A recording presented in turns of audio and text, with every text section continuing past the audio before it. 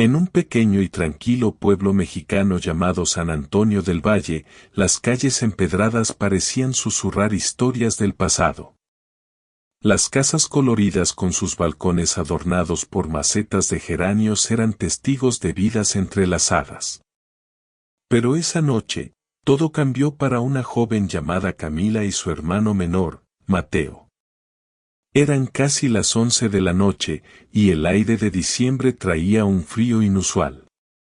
Camila, de apenas 15 años, caminaba rápidamente con Mateo en brazos, envuelto en una frazada que apenas lograba protegerlo del viento. Su respiración era agitada, y su mirada, llena de miedo y determinación, buscaba un lugar seguro. Su madre, Rosa, había caído gravemente enferma hacía días. Camila había intentado cuidarla, pero la situación había empeorado. Mateo, de solo 2 años, lloraba desconsolado cada noche. Sin saber qué más hacer, Camila había decidido buscar ayuda en la casa del señor Ignacio, un anciano vecino conocido por ser un hombre reservado pero bondadoso. Ignacio vivía en una casa grande y algo deteriorada al final de la calle principal. Los niños del pueblo solían decir que era un lugar embrujado por las sombras que proyectaban los árboles en el patio, pero Camila no tenía tiempo para temores infantiles. Se detuvo frente al portón de madera, respiró hondo y tocó con fuerza. Después de unos momentos que parecieron eternos, la puerta crujió. Ignacio apareció, vestido con un suéter grueso y una bufanda, y la miró sorprendido. «Camila, ¿qué haces aquí a estas horas?», preguntó, con voz ronca pero cálida. «Señor Ignacio, por favor, ayúdenos. Mi mamá está muy enferma. No sé qué hacer. ¿Y Mateo? Mateo está empeorando». Ignacio la observó en silencio por un instante, y luego abrió la puerta de par en par. «Entra, niña. Aquí nadie te va a hacer daño». Camila pasó al interior, y la calidez de la casa la envolvió como un abrazo. Ignacio colocó a Mateo en un sillón y le ofreció a Camila una taza de té caliente. Mientras ella contaba entre sollozos lo que había sucedido, Ignacio escuchaba atentamente, asintiendo de vez en cuando. «No te preocupes, Camila», dijo Ignacio al final. «No estás sola. Vamos a resolver esto juntos». Sin perder tiempo, Ignacio llamó al médico del pueblo, el doctor Ramiro, conocido por atender a sus pacientes sin importar la hora. Mientras esperaban, Ignacio se dedicó a tranquilizar a los niños, mostrándoles fotos antiguas de su familia y contándoles historias sobre su juventud en el pueblo. Cuando el doctor Ramiro llegó, Ignacio lo acompañó a casa de Rosa. La encontraron débil, pero aún consciente. Tras examinarla, Ramiro explicó que necesitaba reposo absoluto y algunos medicamentos que no estaban disponibles en el pueblo. Ignacio no dudó en ofrecer su viejo coche para ir a la farmacia más cercana, situada a varios kilómetros. Durante los días siguientes, Camila y Mateo se quedaron en casa de Ignacio mientras Rosa se recuperaba. Ignacio, que había vivido solo durante años tras la muerte de su esposa, encontró en los niños una alegría que no había sentido en mucho tiempo. Camila, por su parte, comenzó a ayudar con las tareas del hogar, barría el patio, regaba las plantas y aprendía a preparar los tamales que Ignacio siempre cocinaba en Navidad. Mateo, con su risa contagiosa, llenaba la casa de vida, siguiendo a Ignacio como si fuera su abuelo. Poco a poco, Ignacio empezó a abrirse más. Les contó sobre su esposa, Luz, quien había fallecido hacía más de 20 años, y sobre cómo había perdido contacto con su único hijo, que vivía en la ciudad. «A veces, uno se aísla por miedo al dolor», dijo una noche mientras observaban las estrellas desde el patio, pero ustedes me han recordado lo que significa tener una familia. Cuando Rosa finalmente se recuperó, fue a casa de Ignacio para agradecerle por todo. Pero justo cuando parecía que la vida volvería a la normalidad, ocurrió algo inesperado. El hijo de Ignacio, Alejandro, apareció en el pueblo después de muchos años.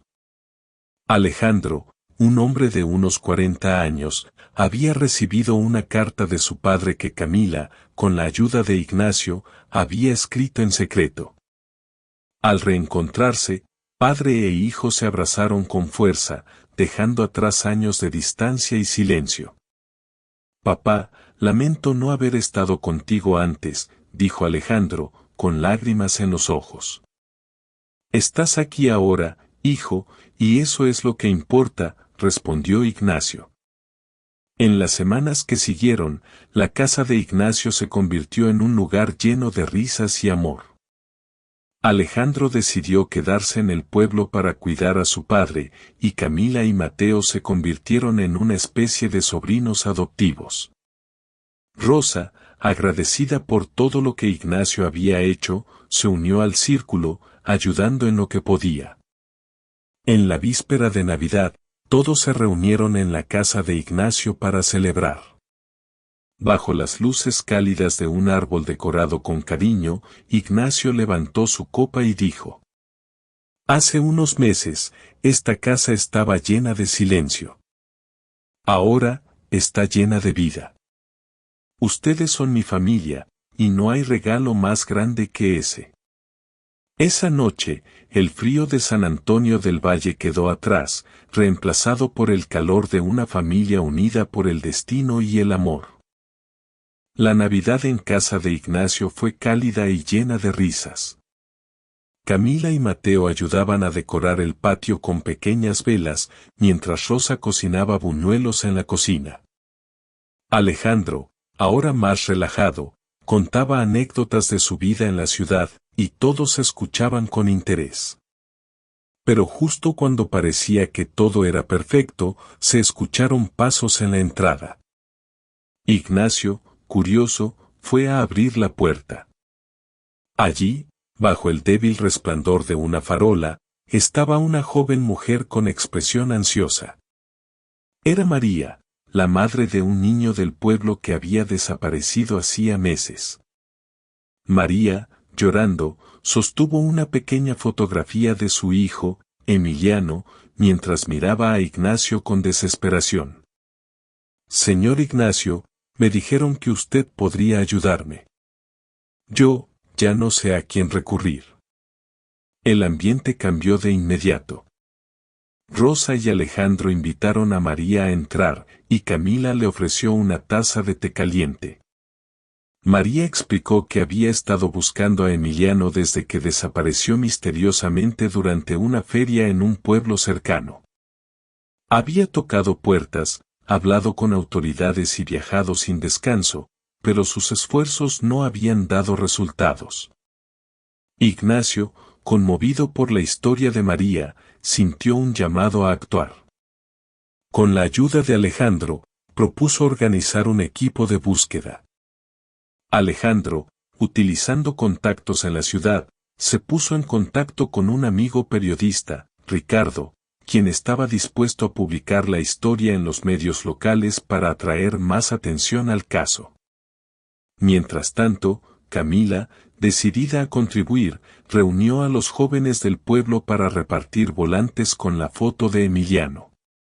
Aunque apenas tenía 15 años, su valentía inspiró a muchos, y pronto el pueblo entero estaba hablando del niño desaparecido. Si trabajamos juntos, podremos encontrarlo, dijo Ignacio con firmeza mientras trazaban un plan en su sala. Días después, Ricardo llamó con noticias. Alguien en un pueblo cercano, llamado Santa Lucía, afirmaba haber visto a un niño que coincidía con la descripción de Emiliano. María, llena de esperanza, quiso partir de inmediato, pero Ignacio insistió en que fueran juntos para asegurarse de que estuviera a salvo. Alejandro, Rosa y hasta Camila se ofrecieron a acompañarla. El viaje fue largo y lleno de tensión. Cuando llegaron a Santa Lucía, se dirigieron a un mercado donde, según el informante, el niño había sido visto. Camila, siempre observadora, notó a un niño pequeño que jugaba solo cerca de un puesto de frutas.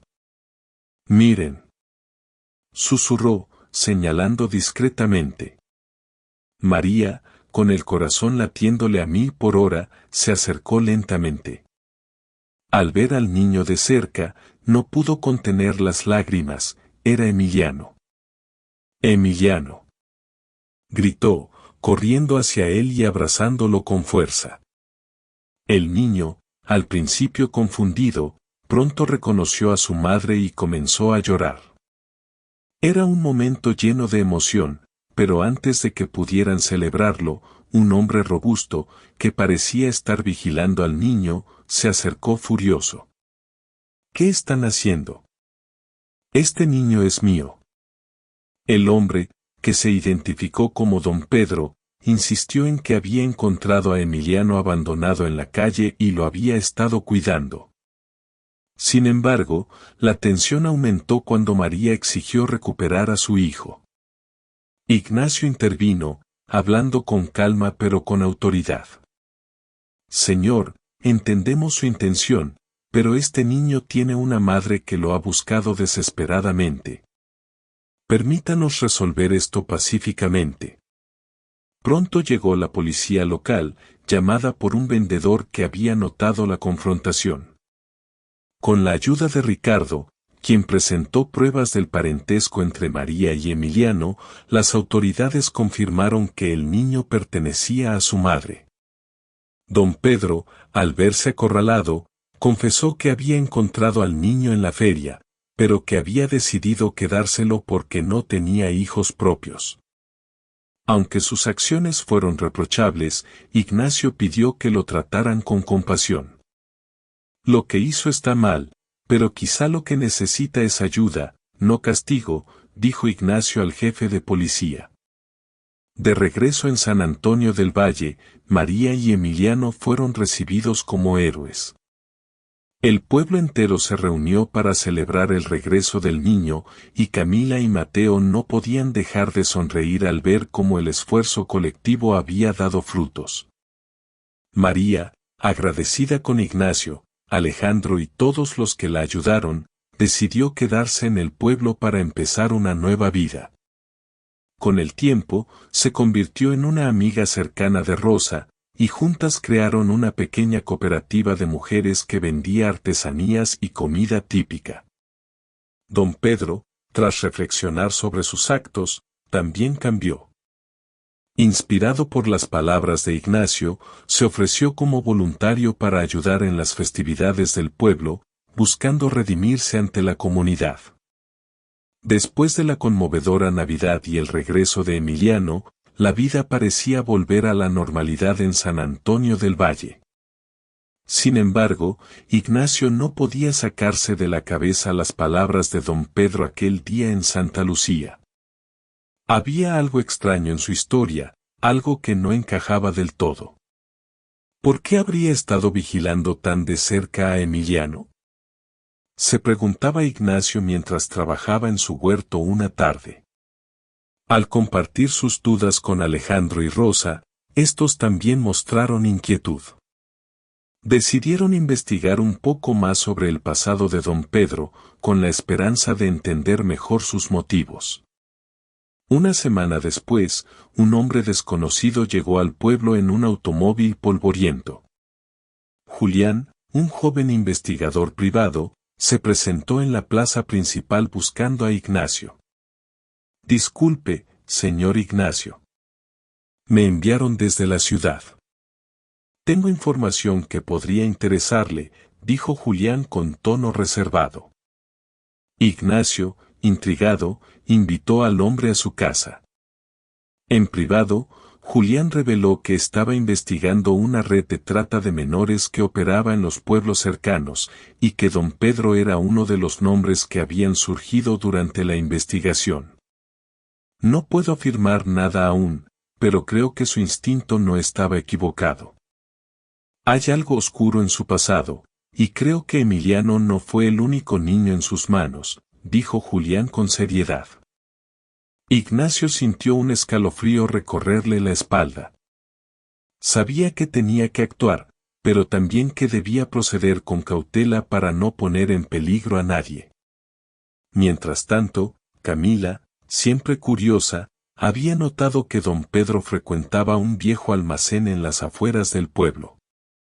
Una tarde, decidió seguirlo desde lejos, llevándose consigo a Mateo para que la ayudara a mantener la distancia. Si algo pasa, corremos directo a casa de Ignacio, ¿entendido?, le dijo Camila a su hermano menor. Escondidos detrás de unos arbustos, vieron cómo don Pedro se reunía con dos hombres desconocidos. Llevaban cajas pesadas al almacén, y uno de ellos mencionó algo sobre una entrega pendiente. Camila sintió un nudo en el estómago, pero antes de que pudiera escuchar más, Mateo pisó una rama, haciendo ruido. ¿Quién anda ahí?, gritó uno de los hombres. Camila y Mateo salieron corriendo a toda velocidad, sin mirar atrás hasta llegar a casa de Ignacio. Entre jadeos, le contaron todo lo que habían visto. Ignacio decidió reunir a sus aliados de confianza, Alejandro, Rosa, Julián y un par de vecinos del pueblo en los que sabía que podía confiar, como Ramiro, un ex policía retirado. Decidieron vigilar el almacén y, con la ayuda de Julián, reunir pruebas suficientes para involucrar a las autoridades. Las noches siguientes, el grupo observó desde las sombras cómo los hombres cargaban y descargaban mercancía, siempre con un aire de sospecha. Julián tomó fotografías y grabó conversaciones a distancia, confirmando que se trataba de una operación ilegal. No solo trafican mercancías. Creo que también han estado moviendo personas, dijo Julián con voz sombría al revisar las grabaciones. Una noche, mientras el grupo estaba vigilando, algo inesperado sucedió. María, quien había ido a buscar a Emiliano para llevarlo a dormir, notó que el niño no estaba en casa. Desesperada, corrió a casa de Ignacio en busca de ayuda. Emiliano no está. No está en su cama, gritó con lágrimas en los ojos. Ignacio sintió que el mundo se le caía encima. Recordó las palabras de Julián y corrió hacia el almacén. Al llegar, vio luces encendidas y escuchó voces acaloradas. Don Pedro estaba allí, discutiendo con los hombres, y Emiliano estaba sentado en una esquina, con lágrimas en el rostro. «Déjenlo ir», gritó Ignacio, entrando al almacén sin pensar en las consecuencias. Don Pedro trató de calmarlo. «Ignacio, esto no es lo que parece. Yo estaba tratando de salvarlo, no entregarlo». «¿Salvarlo? ¿De qué hablas?», exigió Ignacio mientras los demás llegaban en su apoyo. Fue entonces cuando don Pedro, bajo presión, confesó la verdad. No era parte de la red, pero años atrás había trabajado con ellos antes de arrepentirse. Desde entonces, había estado ayudando a niños que caían en sus manos, tratando de sacarlos de esa vida, pero sin el valor de enfrentarse directamente a la organización. Cuando vi a Emiliano en la feria, supe que ellos lo tenían en la mira. Pensé que podía protegerlo quedándomelo, pero entiendo que fue un error, dijo don Pedro con lágrimas en los ojos. Con la ayuda de las pruebas de Julián y el testimonio de don Pedro, la policía desmanteló la operación en el almacén y arrestó a los involucrados. Don Pedro fue detenido temporalmente, pero gracias a la intervención de Ignacio y María, su colaboración fue reconocida y finalmente recibió una segunda oportunidad. María y Emiliano pudieron vivir en paz y el pueblo de San Antonio del Valle volvió a respirar tranquilo. Camila y Mateo,